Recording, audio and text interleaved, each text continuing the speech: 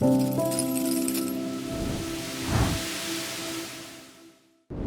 you're not being defined by a vision of the future, then you're left with the old memories of the past and you will be predictable in your life. And if you wake up in the morning and you're not being defined by a vision in the future, as you see the same people and you go to the same places and you do the exact same thing at the exact same time, it's no longer that your personality is creating your personal reality. Now your personal reality is affecting or creating your personality. Your environment is really controlling how you think and feel unconsciously, because every person, everything, every place, every experience has a neurological network in your brain. Every experience that you have with every person produces an emotion. So some people will use their boss to reaffirm their addiction to judgment. They'll use their enemy to reaffirm their addiction to hatred. They'll use their friends to reaffirm their addiction to suffering. So now they need the outer world to feel something. So to change then is to be greater than your environment, to be greater than the conditions in your world, and the environment is that seductive. So then why is meditation the tool? Well,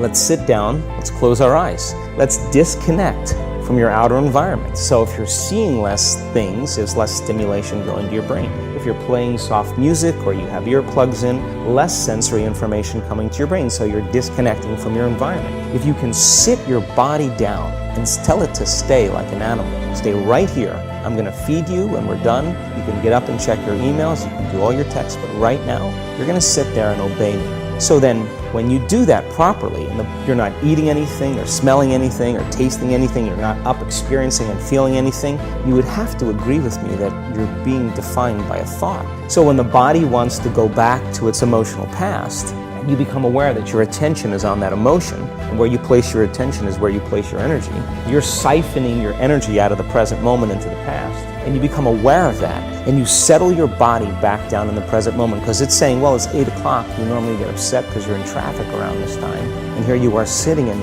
we're used to feeling anger when you're off schedule. Oh, it's 11 o'clock, and you usually check your emails and judge everybody. Well, your body's looking for that predictable chemical state. Every time you become aware that you're doing that, and your body is craving those emotions, and you settle it back down into the present moment, you're telling the body it's no longer the mind, that you're the mind, and now your will is getting greater than the program. And if you keep doing this over and over again, over and over again, over and over again, just like training a stallion or a dog, it's just going to say, I'm going to sit. And the moment that happens, and the body's no longer the mind, when it finally surrenders, there's a liberation of energy. We go from particle to wave, from matter to energy, and we free ourselves from the chains of those emotions that keep us in the familiar past. And we've seen this thousands of times. In fact, we can actually predict it now on a brain scan. The hardest part is to teach our body emotionally what the future will feel like ahead of the actual experience. So what does that mean? You can't wait for your success to feel empowered. You can't wait for your wealth to feel abundant. You can't wait for your new relationship to feel love, or your healing to feel whole. I mean, that's the old model of reality, of cause and effect, waiting for something outside of us to change how we feel inside of us. And when we feel better inside of us, we pay attention to whoever or whatever caused it.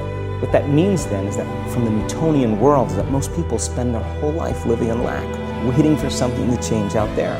The Newtonian world is all about the predictable. It's all about predicting the future. But the quantum model of reality is about causing an effect. The moment you start feeling abundant and worthy, you are generating wealth. The moment you're empowered and feel it, you're beginning to step towards your success. The moment you start feeling whole, your healing begins. And when you love yourself and you love all of life, you'll create an equal. And now you're causing an effect. And I think that's the difference between living as a victim in your world, saying, I am this way because of this person or that thing or this experience. They made me think and feel this way. When you switch that around, you become a creator of your world, and you start saying, my thinking and my feeling is changing an outcome in my life. And now that's a whole different game, and we start believing more that we're creators of reality.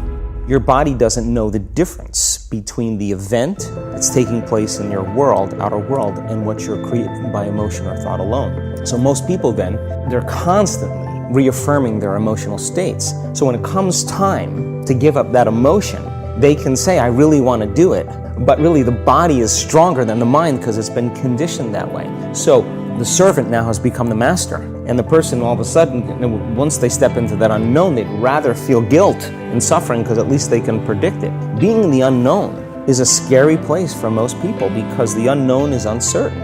people say to me, well, I can't predict my future. I'm in the unknown, and I always say the best way to predict your future is to create it. Not from the known, but from the unknown. What thoughts do you want to fire and wire in your brain?